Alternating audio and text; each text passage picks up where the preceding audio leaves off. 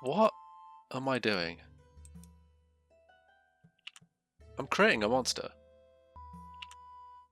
You know, I set out to make a pretty normal looking guy. But now look where I am. I'm making a creature from the back rooms. I think I've quite possibly made every worse decision that I could have going into this. Yeah, time to start over, I think. In last month's devlog, we discussed the new UI that's been slowly making its way into the game, as well as some additional small but important changes that we've made in various other areas. We also briefly touched on a new character creator that's been in the works, and that's what we'll be showing off a little more in today's video. Welcome back to another monthly update on Vahrin's Call. While I go ahead and make my fabulous character in the background, I thought this could be a good opportunity to take some time and answer some of you guys' questions about the game. And believe me, there are quite a lot of questions that we get asked more than just once, so hopefully this will be a helpful video for some of you out there. For a full list of the questions I'll be asking, feel free to check the timestamps in the description. Alright, without any further ado, let's just hop right into it. Starting with the question we easily get asked the most: when can I play Vahrin's Call? As of right now, we don't have a release date that we're comfortable sharing, and that goes for both the demo and the full release. We know that a lot of you enjoy keeping up to date with the game's development and just want to know when you're going to be able to play it for yourselves, but we're an incredibly small team, and making a game takes a lot of time. We don't want to make any promises to you all if we're not 100% sure that we can keep them. That being said, you can rest assured that we'll be bombarding you all when we have more info to share on this, so much so that it'll probably start to get on your nerves. Question number 2. Will Vahrin's Call release into early access? A quick and simple answer to this one: Vahrin's Call is not an early access title. We will be releasing a full game alongside a demo. Question number 3. Will the game come out on console? Currently, our goal for Vahrin's Call is a PC release first and foremost, with the intention of pushing for a console release afterwards. Question number 4. What engine is being used to develop the game? Vahrin's Call is being developed in Unreal Engine 4. We've had quite a few of you guys asking if we'll be transitioning the project over to UE5, and although we're eager to sink our teeth into all of the new features that UE5 has to offer, we're too late in development now to consider switching engines. Definitely something to look forward to when we get to work on our next title though. Question number 5. How does the skill system and leveling system work? Honestly, this is a question that deserves its own video because there's a lot to talk about, but I'll do my best to give you a quick and concise rundown. When it comes to the skill system, we've experimented with a lot of things over the course of the game's development to try to figure out what approach would work best. What we ended up deciding on and were happy with was having skills, spells, and abilities located throughout the world, for you to discover, unlock, purchase, etc. The leveling system is also something that we've been constantly experimenting with and fine-tuning. For this, we've chosen a more traditional RPG approach, where your attributes naturally improve the more you engage with activities requiring each attribute. For example, the more you run, jump, and dodge, the more your stamina attribute will increase. I know for a lot of you this is probably going to raise a lot more questions, especially given that the last time we addressed how we were approaching these systems was back in our 5th devlog, almost a year ago now. We do plan to elaborate and show you guys in more depth how all of this will work with gameplay, but that'll have to wait until the systems are more polished. Question number 6. Will the game include legendary weapons, and how does the crafting system work? I can't go into too much detail about this just yet, but what I can say is that you'll be able to craft different weapons and armor by collecting crafting materials and traveling to blacksmiths throughout the world. There'll be different tiers of weapons and armor which can be upgraded, and you also have the ability to imbue weapons with magic, to create things like a flaming sword. Question number 7. Are there plans to enter the MMORPG market with future titles in the franchise? We don't have plans to develop an MMO set in the Forsaken Realms. We have a roadmap for narrative progression for at least another 4 titles, with each title feeding into a large narrative, but remaining as a standalone game. Picture the MCU, with each movie leading up to its epic conclusion, but can still, for the most part, be watched by themselves.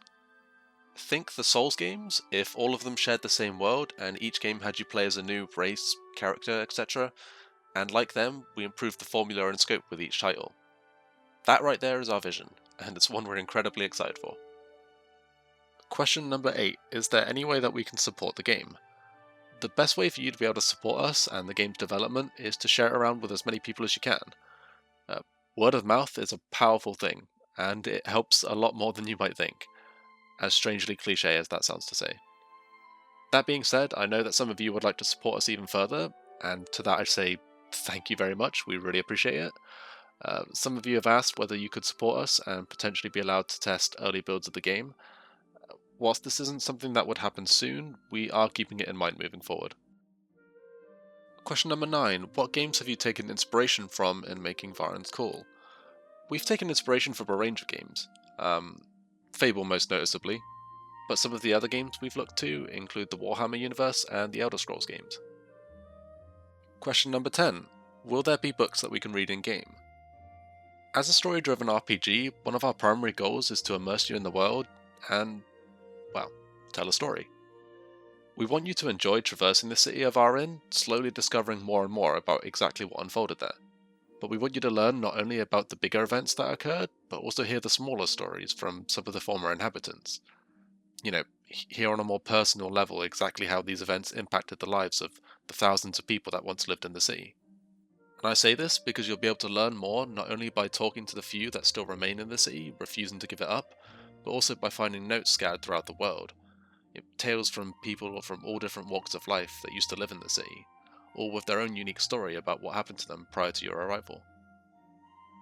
I realise I may have gotten a bit sidetracked with that question, but I hope I was able to answer it well.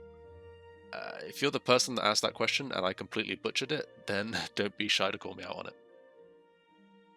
Question number 11. Will you need to eat and drink to maintain your hunger and thirst? Simple answer to this one, you do not need to maintain your hunger and thirst. There are no plans for this to be a mechanic in Vahrin's Call. Question number 12. Does the weather system impact gameplay? The weather system and day-night cycle in Vahrin's Call are purely cosmetic. They don't impact player abilities, enemy spawns, quest spawns, etc. Question number 13. Are there mounts in the game to help you traverse the world? Vahrin's Call doesn't have mounts. You'll be traversing the world on foot, but we do have plans to add fast travel between areas. Question number 14. Will the game include nudity? Vahrin's Call will not include nudity. If you unequip all of your armor, your character will auto-equip undergarments to cover up. Though at that point, your stats will effectively be the same as if you were wearing nothing at all. Question number 15. Will the game feature locations where you can interact with NPCs, take on side quests, etc.? Short answer, yes. The game will include linear dungeon-like areas that serve to progress the main story, but also more open areas that allow you to explore, take on side quests, talk to the inhabitants, and so on. If you want to hear about this in a little more detail, then our 7th devlog is a good one to check out. Question number 16. Will the game have voice acting? Our current plan is to incorporate minor voice acting, which would include things like greetings when talking to NPCs, but this is something that's still under discussion moving forward. Question number 17. How long has Vahrin's Call been in development, and is this your first game? Vahrin's Call is our very first game, but how long it's been in development is a difficult question to answer. Technically, this all started around 6 to 7 years ago as a one-man band trying to establish a fantasy universe and a team. 4-ish years ago, the team grew to around 8 people, and we hit the ground running on development. This is when we launched our original Kickstarter, that we cancelled, and attended EGX in the UK with an early prototype build. However, of those 8 people, only 2 remain, and most of the work that was done by the original team has been replaced in the past 18 months, with a new team of 5 full-time devs with additional help here and there. So while some of the art, animations, etc. from that period carry over from Exodus Rising to Vahrin's Call, Vahrin's Call is a brand new universe and game that took all of the good things from Exodus Rising and improved upon it, wiping the slate clean where needed and building upon what already had a solid foundation. So to answer your question, 6, 4, or 2 years, depending on how you look at it. Question number 18. Question 18 was how many people are working on Vahrin's Call, but we already answered that in the last question, so we shall move on. Question 19. Will there be a speedrun mode? I have to be honest, before asking you guys for questions leading up to this video, a speedrun mode is not something we'd considered. It's one of those things where if we have the time, then we could look into implementing it, but of course, as always, the main game always takes priority. It might be something we could consider adding after the game's release, once there are much less important things demanding our attention. Question 20. Will there be cheats before or after completing the game? As cheats are again extra to the main game, they are one of the last things that we would look into once everything else is complete. We're certainly not opposed to adding some in though if we get the chance. And finally, the last question for this video, can we fight dragons? We don't have dragons currently inhabiting the world of Leda, but I mean, who knows? Maybe we'll see some in a future expansion. So, that was Devlog 14. I hope you guys enjoyed it, be sure to let us know if you did. Of course this video was completely different to what we usually do with our devlogs, a little bit more relaxed, but we'd be keen to hear if you'd like to see us do something like this again in the future. If you have any additional questions that weren't answered, then be sure to ask away, and we'll answer them if we can.